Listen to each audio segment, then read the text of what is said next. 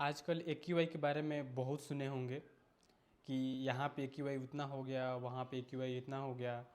खासकर हम लोग दिल्ली के बारे में हमेशा सुनते थे, लेकिन आजकल के रिपोर्ट के मुताबिक हमारे नरकटियागंज में जो एक्यूआई है 700 प्लस हो गया है। तो चलिए समझते हैं कि क्या रीज़न से कि इतना एक्यूआई हाई हो गया।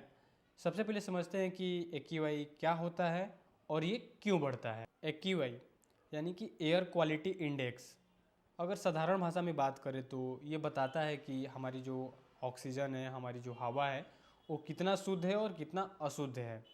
चलिए समझते हैं कि एक्यूआई क्यों बढ़ता है और कुछ मुख्य कारणों पे बात करेंगे।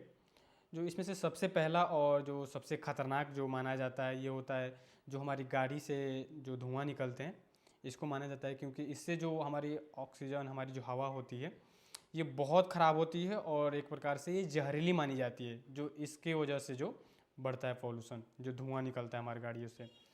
तो एक तो ये कारण हो गया। दूसरा कारण हो गया इंडस्ट्रियल एरिया यानी कि फैक्ट्रीज।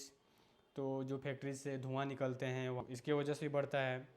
और कंस्ट्रक्शन की वर्क की वजह से, जो कंस्ट्रक्शन के वर्क होते हैं बड़ी बड़ी बिल्डिंग में या पुल बनता है, तो वहाँ पे जब कुछ धूल मट्टी निकलते हैं या ऐसे बहुत सारे जो वर्क के टाइम पे होता है कि जो कि धूल कंकड़ मिट्टी उससे जो निकल के हमारे ऑक्सीजन में, हमारे हवा में मिक्स होते हैं।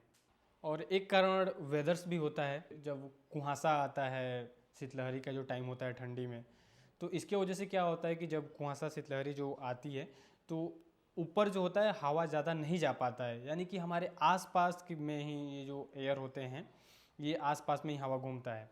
तो इसके वजह से भी जो पोल्यूशन ज़्यादा हो जाता है, क्योंकि जो हमारी गंदगी या गंदा धुआं होता है ये ऊपर जा नहीं पाता है, तो हमारे आसपास ही घूमते रहता है। तो इसके वजह से हमारा हवा ख़राब हो जाता है, तो एक्यूआई बढ़ जाता है।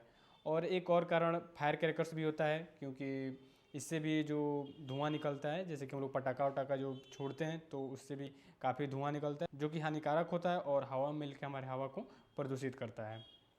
तो ये थे कुछ मुख्य कारण। चलिए अब समझते हैं नरकटियागंज के बारे में कि नरकटियागंज में इतना हाई कैसे हो गया।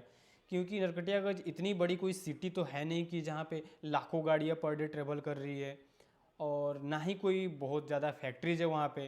फैक्ट्री के नाम पे सिर्फ एक चीनी मिल है, और ऐसा कुछ रीजन्स दिख नहीं रहा है जिसके वजह से इतना हाई जाना चाहिए। क्योंकि ना ही ज़्यादा कोई कंस्ट्रक्शन एरिया है वहाँ पे, कुछ ऐसे कंस्ट्रक्शन का भी काम ज़्यादातर नहीं चल रहे हैं।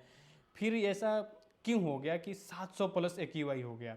यानी कि सबसे पहले तो आपको कुछ चीज़ें ऐसे बताते हैं कि जो 0 से लेके 50 एक्यूआई होता है, जो कि हमारे लिए बेस्ट होता है, और 50 से प्लस जाता है, यानी कि 50 से 100 के बीच में है, चलिए वहाँ तक भी ठीक है। जो कि 100 से प्लस गया तो हानिकारक हो जाता है। लेकिन ये 700, तो क्या कारण हो सकता है जो कि नरकटियागंज में गया होगा। तो कुछ कारण ऐसे समझ में आए हैं जिसके वजह से हाई गया होगा।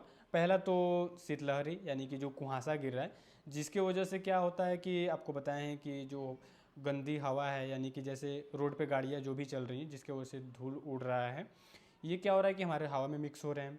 लेकिन कुहासा की वजह से ऊपर जा नहीं पा रहे हैं, तो ये हमारे इर्द गिर्द ही घूम रहे हैं। और गाड़ियों से जो धुआं निकला या ऐसे जो भी हो रहे हैं छोटे मोटे वर्क से ही, तो ये जा नहीं पा रहे हैं, जिसके वजह से क्या हो रहा है कि आज का धुआं हो गया, फिर दोपहर का हुआ, कुछ जो ऐसे टाइम के मिलके ये सर्वाइव करके बाहर निकल नहीं पा रहे हैं, जिसके वजह से एक्यूआई इतना हाई हो गया। और एक कारण ये भी है कि हमारे यहाँ पे जो अभी ठंडी का टाइम हुआ, चीनी मिल से स्टार्ट हो जाते हैं, तो जिसके वजह से ट्रैक्टर्स वगैरह या ट्रक्स जिससे गन्ने आते हैं मिल्स के लिए, तो रोड पे हमेशा जाम लगा हो रहा है और इनके धुआं जो निकल रहे हैं, जिसकी वजह से एक कारण ये भी इसमें है कि जिसके वजह से ये इतना ज़्यादा हो गया। इसलिए हमें ज़्यादा टेंशन लेने की बात नहीं है, और टेंशन की बात है लेकिन प्रेजेंट के लिए। जैसे कि बड़े सिटीज़ की, जैसे दिल्ली की है, तो वहाँ पे हमेशा के लिए, तो वो जो होता है लॉन्ग टाइम टेंशन होता है। यहाँ पे बड़ा है, हाँ वो हमारे सेहत के लिए हानिकारक है, लेकिन खुशी की बात ये है कि ये लॉन्ग टाइम के लिए नहीं है, क्योंकि जब मौसम साफ़ होगा तो फिर हवा चलने लगेगा और फिर ये निकल जाएंगे। तो इसलिए हमें ज़्यादा टेंशन लेने की बात नहीं है। और अभी उपचार के लिए हम लोग मास्क यूज कर सकते हैं और ज़्यादा से ज़्यादा हम लोग घर पे रहेंगे। तो अगर जानकारी अच्छी लगी हो तो एक दूसरे के साथ शेयर कीजिए। मिलते हैं फिर नेक्स्ट वीडियो में।